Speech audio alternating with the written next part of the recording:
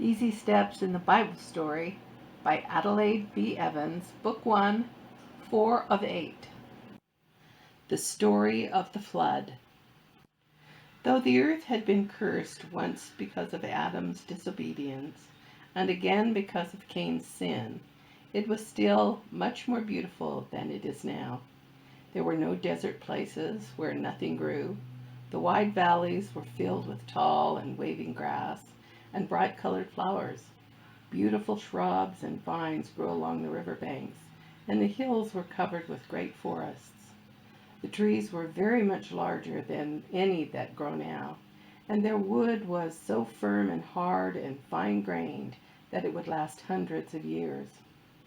You may have seen an apple tree filled with red apples, or an orange tree whose slender branches were bowed with the weight of golden balls, or a peach tree with its blushing fruit, and have thought there was never anything so pretty or so good. But at that time, fruits more lovely than any we have ever seen, and more delicious than we have ever tasted, grew in abundance.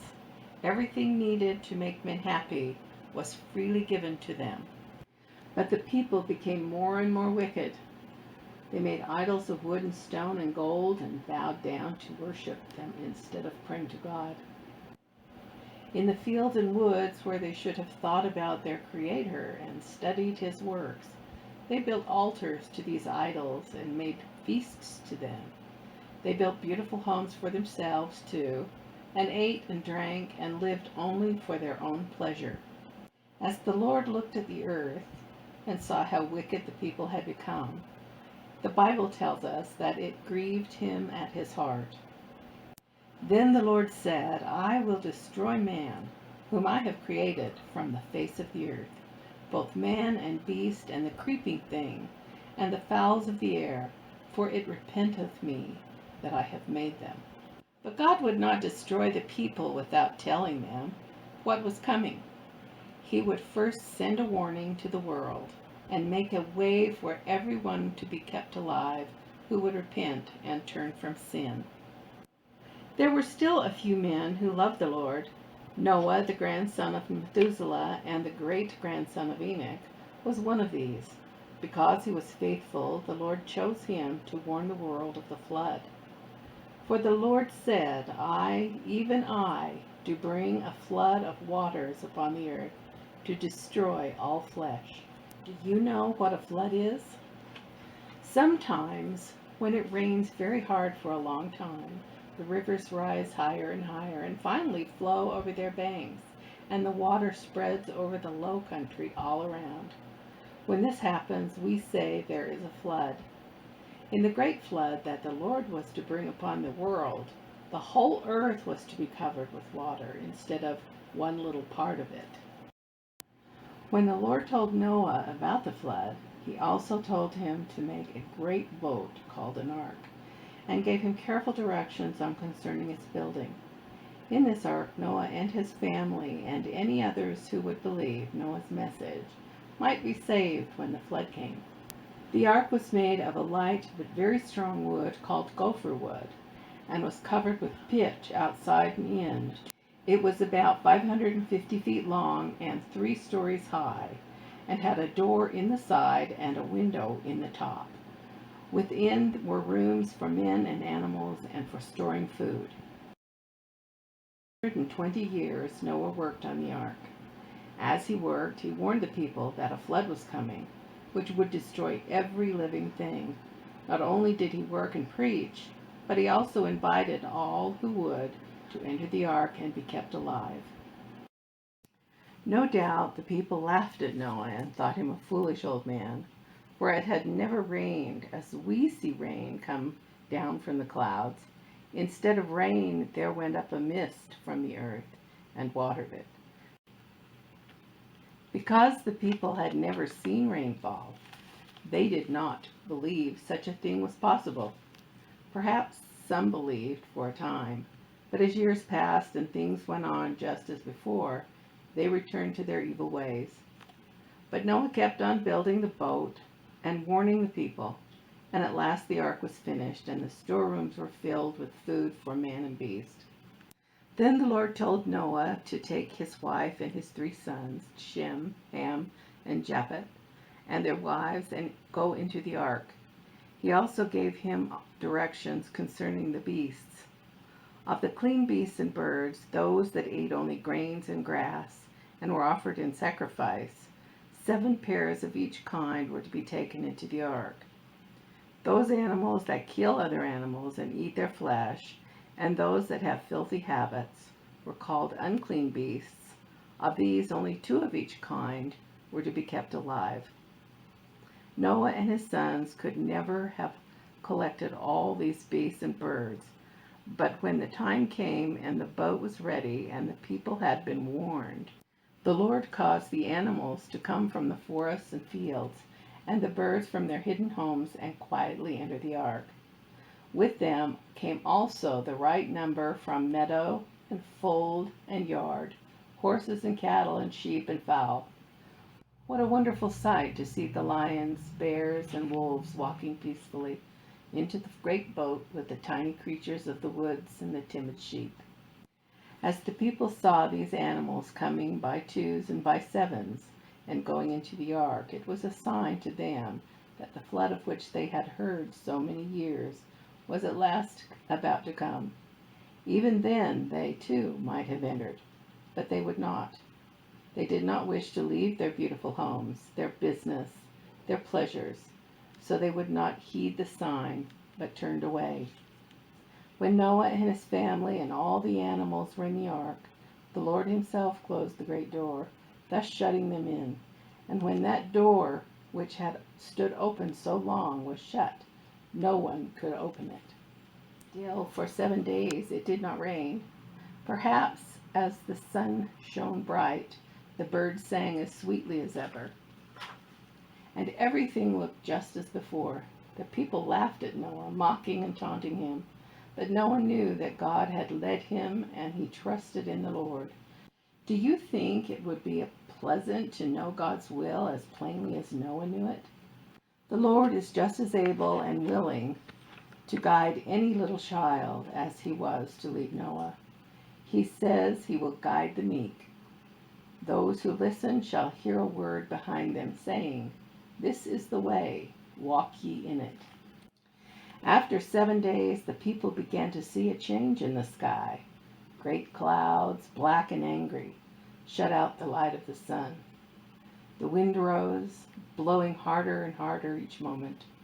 Lightning flashed from cloud to cloud, or from the clouds to the earth, and the sound of thunder was added to the roaring of the winds.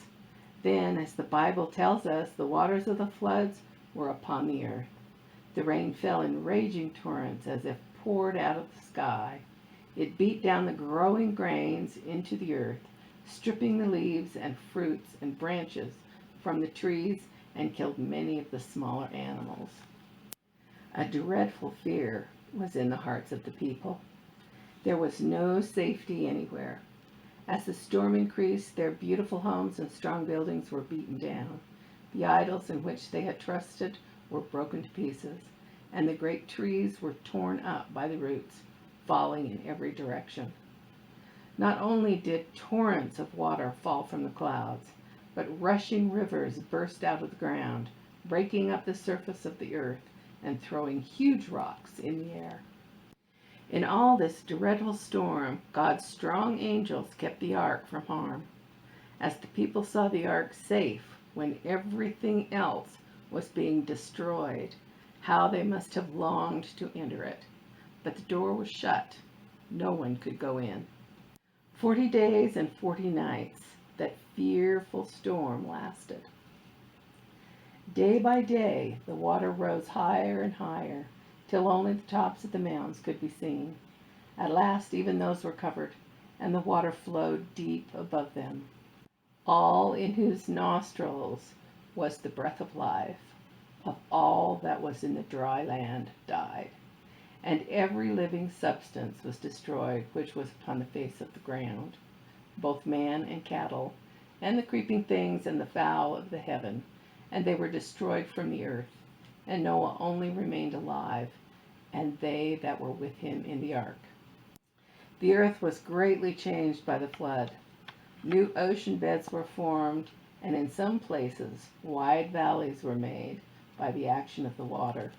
In other places great masses of earth and rock were heaped up, sometimes thousands of feet high. The forests of the giant trees that grew before the flood were buried deep in the earth at that time. There they have changed to coal, which is now dug out by men and boys who work deep down in the earth. This coal we burn in our stoves and grates to keep us warm. Oil and gas are formed in these coal beds, and these are also used for heat and light, and in many other ways. Thus, at the flood, the Lord provided for the needs of all those who later live on earth. For 5 long months the ark moved to and fro over the waters. That must have seemed like a long time to Noah and those who were with him. But they knew that the Lord would keep them safely and give them home on the earth again. The Bible tells us that God remembered Noah and every living thing and all the cattle that was with him in the ark. By and by he sent a strong wind to dry up the waters. As they sank away, the ark came to rest upon the mountains of Ararat, and was no longer borne hither and thither by the wind. After 40 days, Noah opened the window of the ark and sent forth a raven and a dove to see if the waters were abated or dried away from off the face of the ground. The raven did not return, but flew to and fro until the waters were dried up. But the dove found no place to rest, and at last, very weary, she came back to the ark, and Noah put forth his hand and took her, and pulled her in unto him into the ark. 7 days later, Noah sent out the dove again, and at the evening she returned with an olive leaf in her mouth. Then Noah and his family were very happy, for they knew that things were beginning to grow. After another week had passed, Noah sent out the dove once more, and this time she did not return. And Noah looked, and behold, the face of the ground was dry. Then the Lord opened the door of the ark, and told Noah to go forth out of it, with his sons and their wives, and all the animals. And Noah went forth, and his sons, and his wife, and his sons' wives with him, every beast, every creeping thing, and every fowl, and whatsoever creepeth upon the earth, went forth out of the ark. The first thing that Noah did when he left the ark was to build an altar and make a thank offering to God for his wonderful deliverance. The Lord was pleased that Noah did this before he began to build a home for himself. The gratitude in Noah's heart was like a sweet fragrance to the Lord. The Bible says, "And the Lord smelled a sweet savor, and the Lord said in his heart, I will not again curse the ground any more for man's sake. Neither will I again smite any more everything living, as I have done. While the earth remaineth seed time and harvest, and cold and heat, and summer and winter, and day and night shall not cease." Then God blessed Noah and his sons. He also made a covenant or promise with Noah and with every living creature that he would not again destroy the earth by a flood. In order that men might remember this promise and might never be afraid when they saw it rain, that another flood would come, the Lord said, "I do set my bow in the cloud, and it shall be for a token of a covenant between me and the earth. And it shall come to pass, when I bring a cloud over the earth, that the bow shall be seen in the clouds, and I will remember my covenant, and the water shall no more become a flood to destroy all flesh.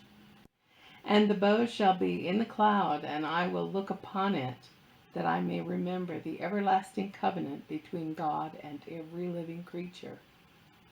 Is it not a wonderful thought that whenever we see the shining bow in the clouds, we may know that God sees it too, and is remembering his promise to Noah?